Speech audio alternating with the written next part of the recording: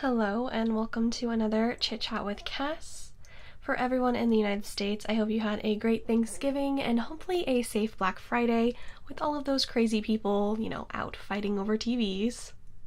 I am back with another episode, and as always, you can listen to this podcast on 3 different places: my YouTube channel, SoundCloud, or iTunes. No matter where you are listening, I do hope you enjoy.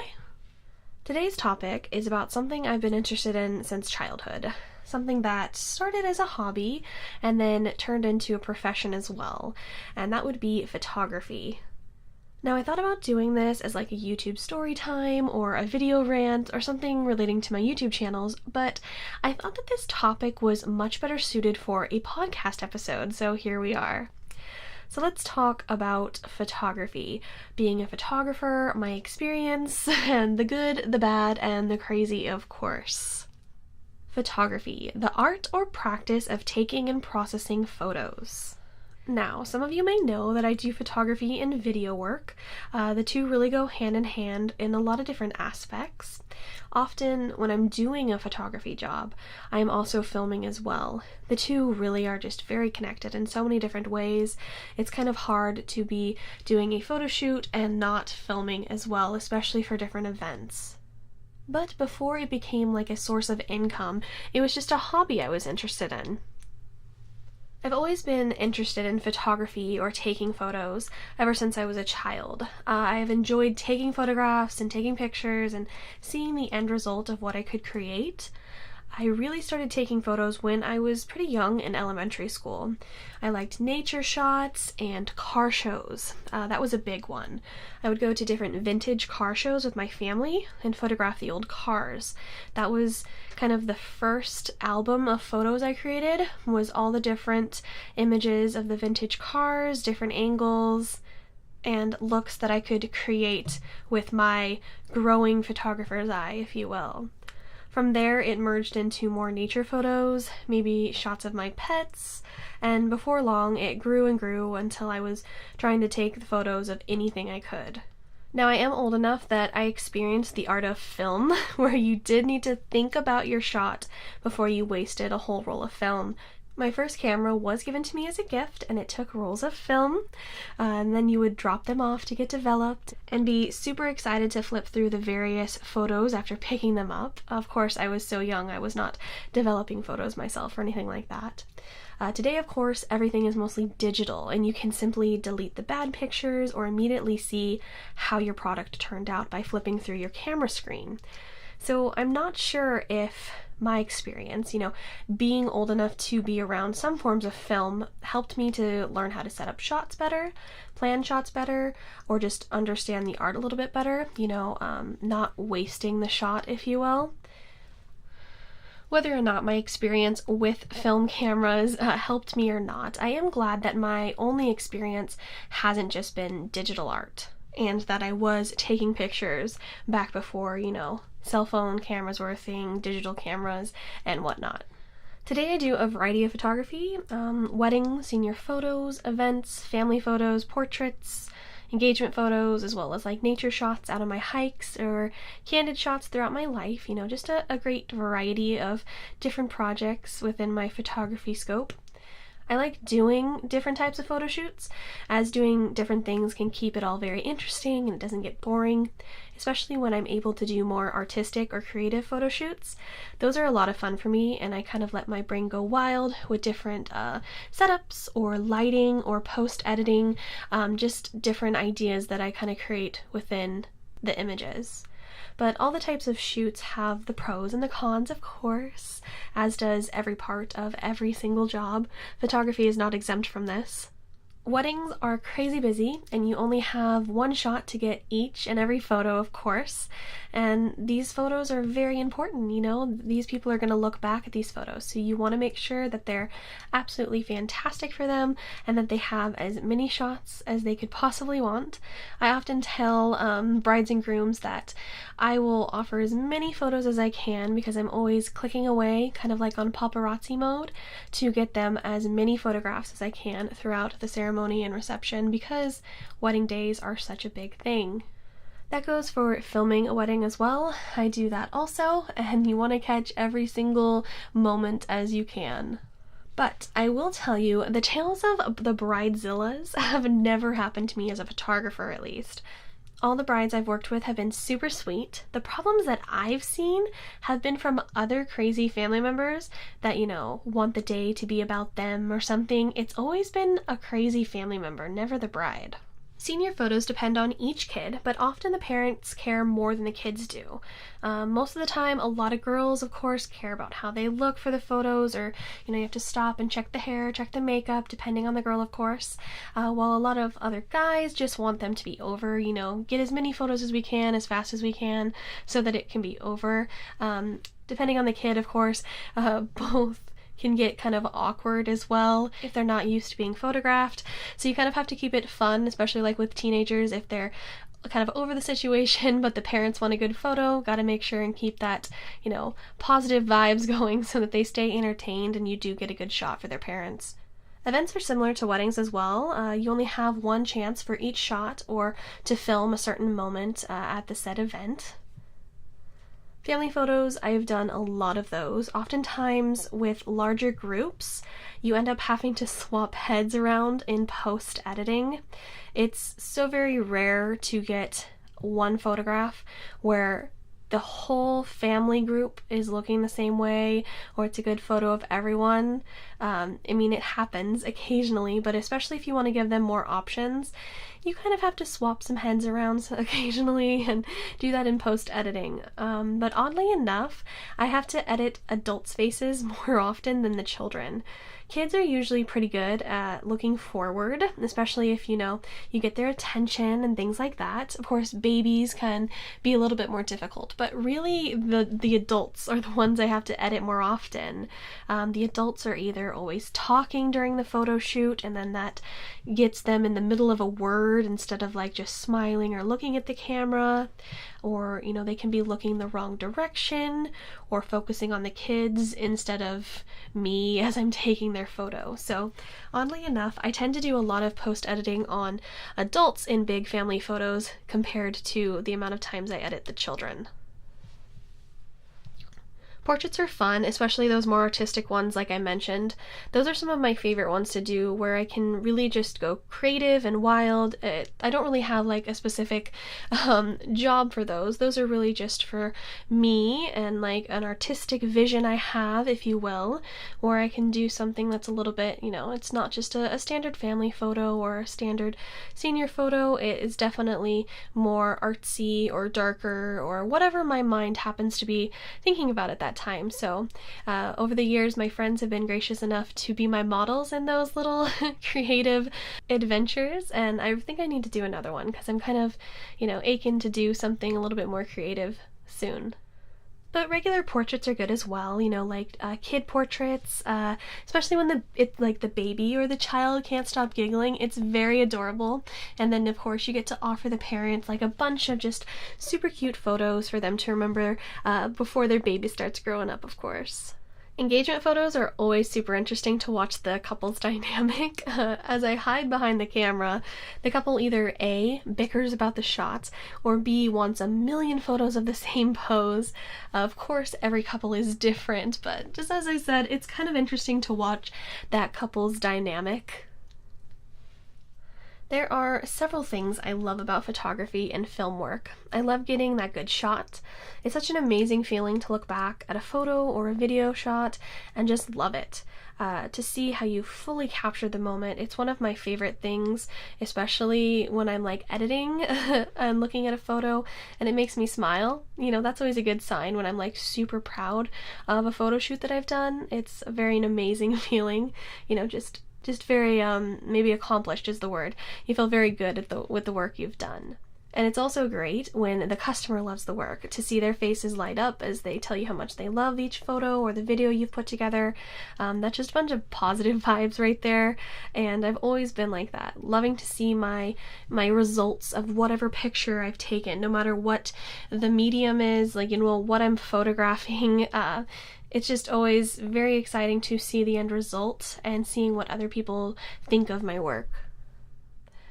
I also love walking into people's houses and seeing my photography. That happens a lot with, senior photos, family photos, or just different photos in general. That's always a great feeling to see your work kind of displayed for all to see. So most photographers are their own boss as well, and that's really nice. Not having to work for questionable people is always a positive situation, and knowing that your hard work will be noticed and understood because guess what? You're working for yourself. This comes, of course, after years and years of working in retail, so suddenly being your own boss is a very refreshing situation. But photography is crazy. No matter the good or the bad, lots of things come with photography. It's a little nuts for the photographer, and sometimes the people you work with don't quite understand the process. Photographers can be taken for granted quite easily, as is with any form of art. But ask almost any photographer out there and they will tell you a story they've experienced where someone took them for granted for their work. So, with the rise of technology, people often think that they no longer need photographers, or that the job is simply dying out. Photography isn't a real thing anymore. I've been told this or similar things to this before. Or they believe that they can just simply do things themselves, and sometimes that's true. With digital cameras and even cell phones, some people have found their talent or interest in photography, and that's great. Then we have other people that assume that a cell phone photo will be good enough quality to blow up and frame as their family photo.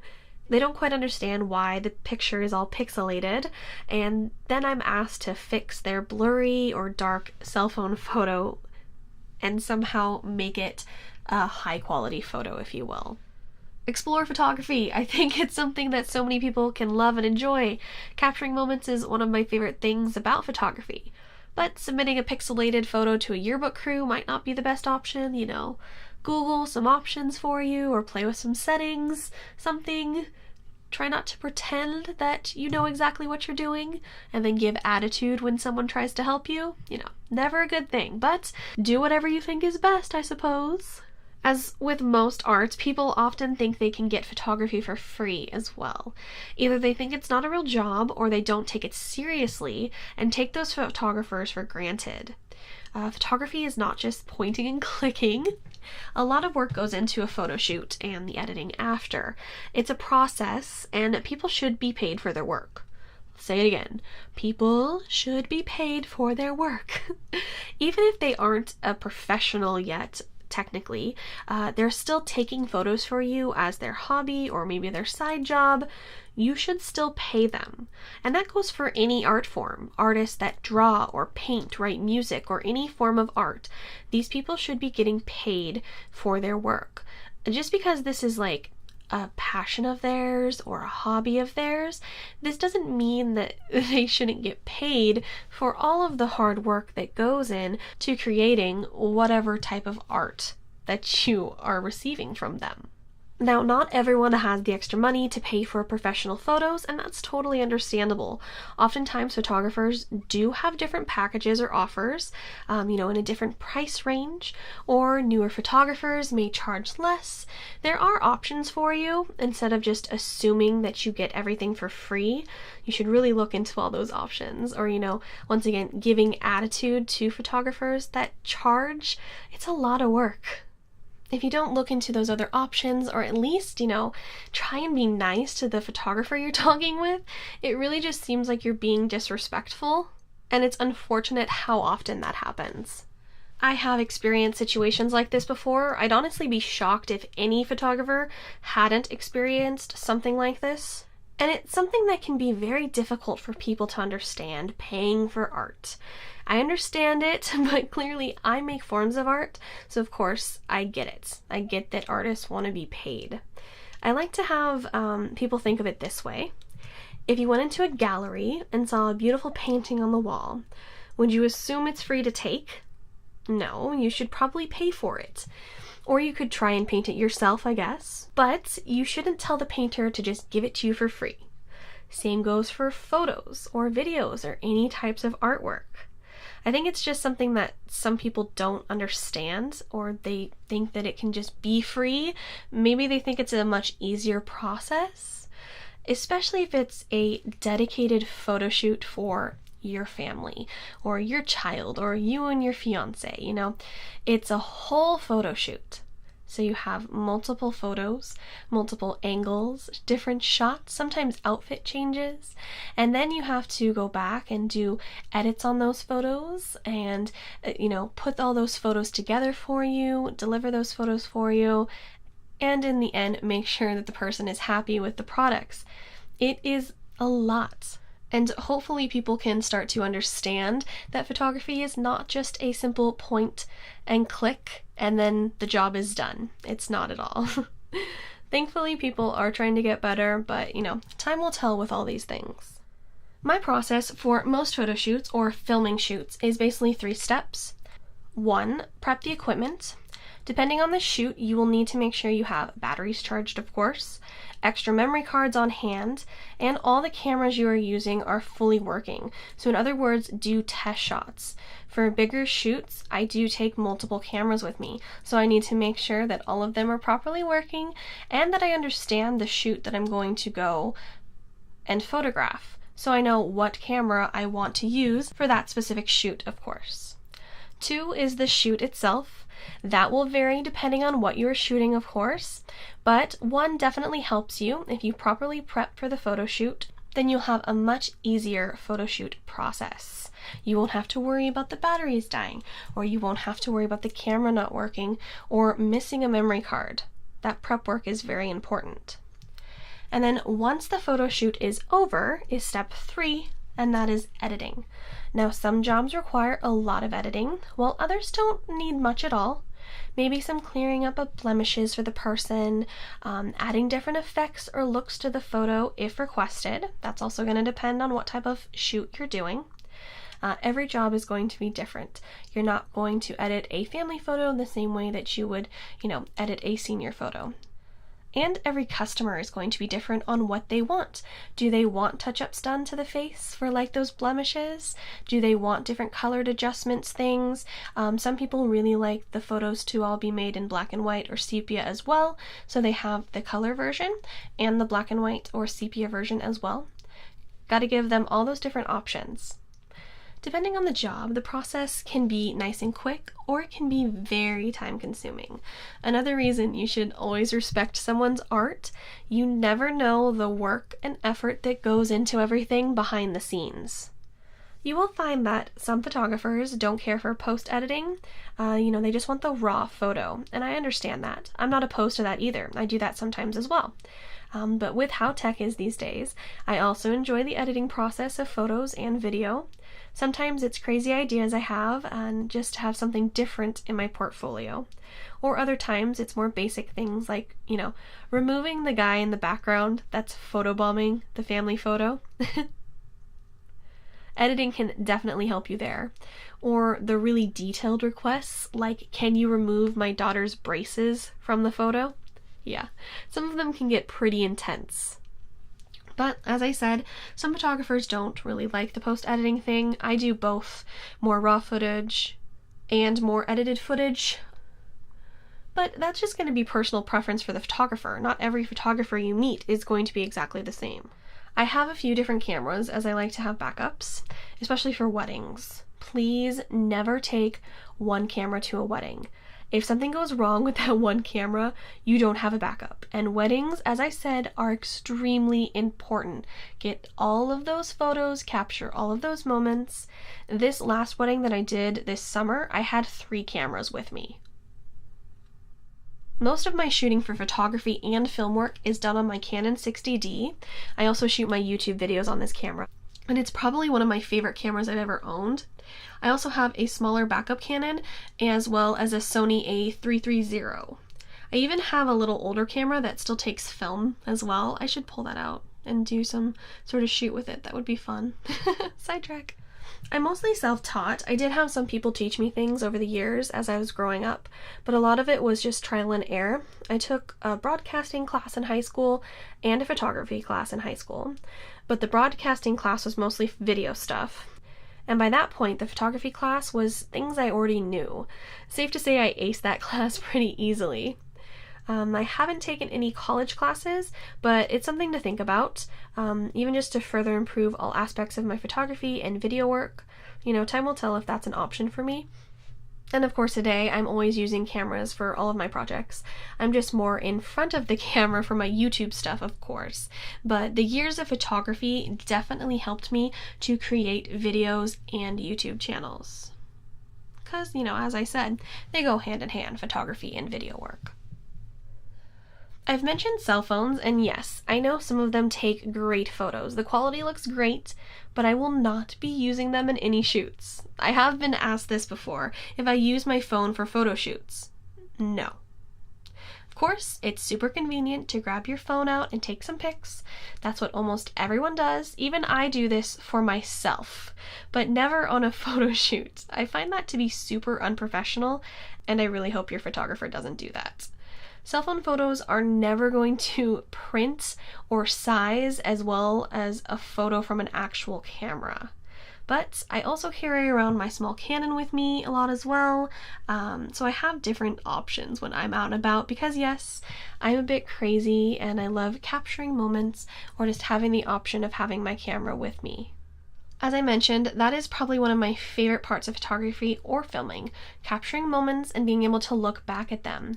Of course, being behind the camera means there aren't that many photos of me at certain events or maybe family gatherings.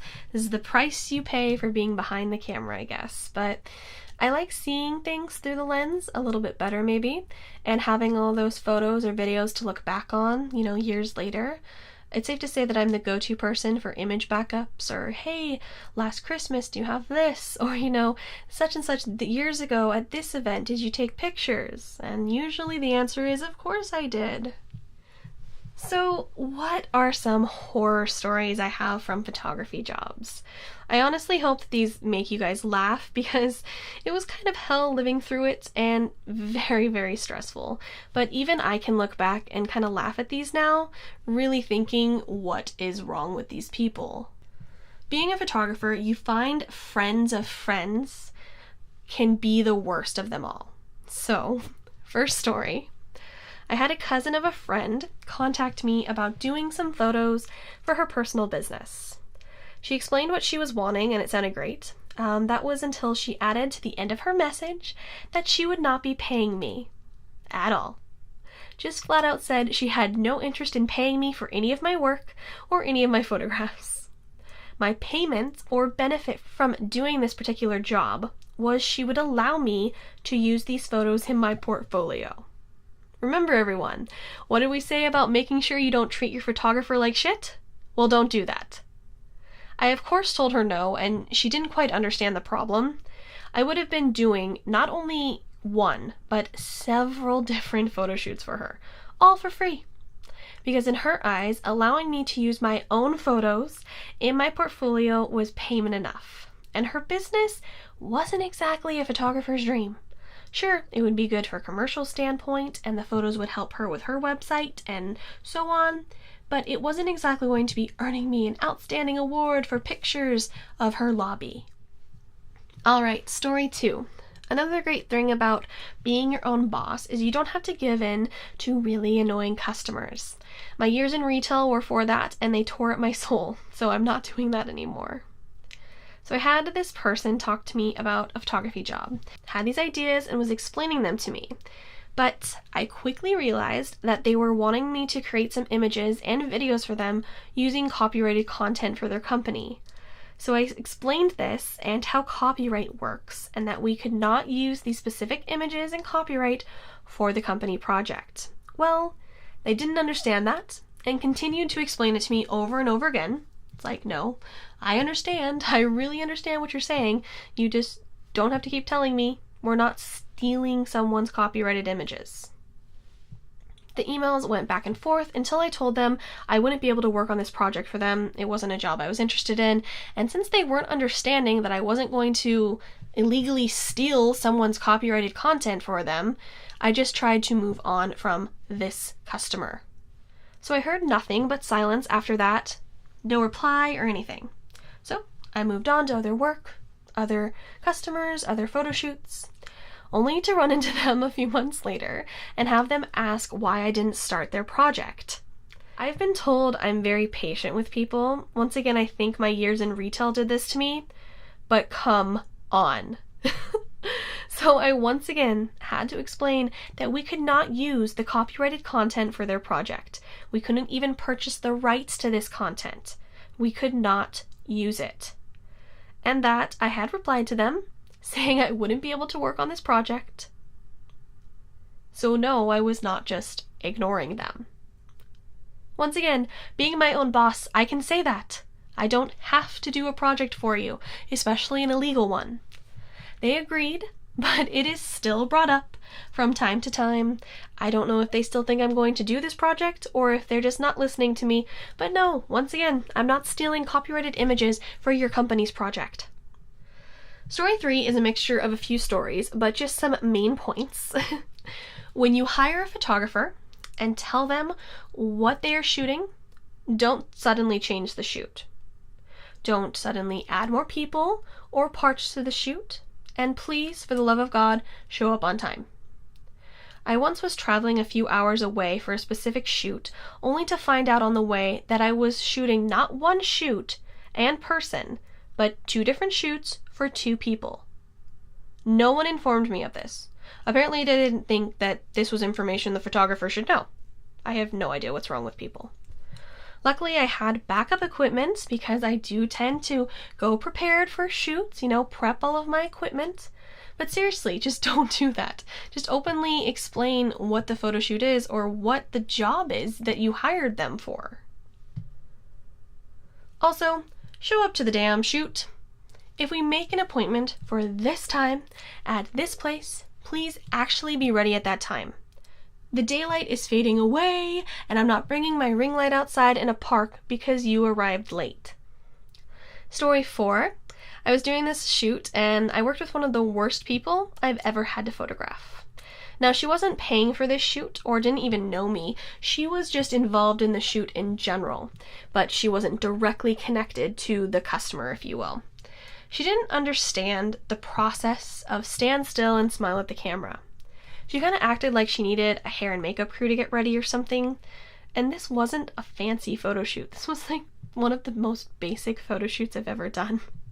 Like, this isn't America's Next Top Model, lady. Calm the fuck down. It was a pretty basic shoot, but she was just so crazy to work with.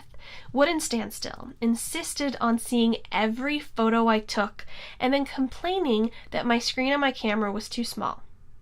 She then went on to rant about how I didn't fully understand lighting, and that the lights in the dark hallway would be better than the natural light of the window. In case you don't know, natural light is always more flattering in photographs. Next, she went off about how I was too young to be doing this, that they should have hired someone that knew what she was doing, because clearly I did not. Well, thank you for telling me I'm young. But I've been doing photography since I was 8. I'm pretty sure I have a good idea of what I'm doing. Now stand still and smile at the camera. See, good and bad at photography. I feel bad leaving you guys with all these horror stories, so I will give you a good one as well. I was recently doing a large family shoot, and it was a bit insane. I was being very patient, as I try to be in all photography situations, or work situations in general. And getting various shots of all of this family took a lot of time. And I ended up staying way later than the intended photo shoot time. It was just a very stressful day. But I ended up getting a large tip after the shoot on top of my normal fee because they saw how hard I was working and they appreciated it. I was so exhausted after that day, and trust me, that was much appreciated. That's just one of those moments where it's nice to have people appreciate and see the hard work you do and be grateful for it. So that was definitely a good day. So yes, photography or any form of art is a tough business. It takes so much more than just having a nice camera. You need to understand how to frame a shot, what settings to use, and the lighting around the subject. Most photographers have no guaranteed income unless you work for like a studio or a dedicated company. Everything depends on job to job. And you are doing things on your own. Well, at least I am. Most photographers are. I don't have a team. I do everything. much like my YouTube videos, I am a one-woman show with photography as well. And, with that, hours can be crazy, especially for events. You get there before it starts and you don't leave until after it's over.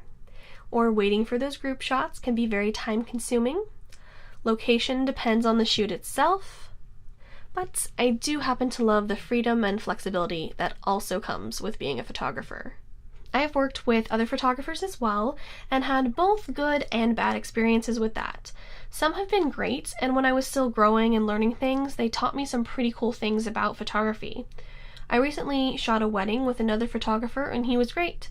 We both actually made sure to take photos of each other to have proof that we were both there and not just behind the camera.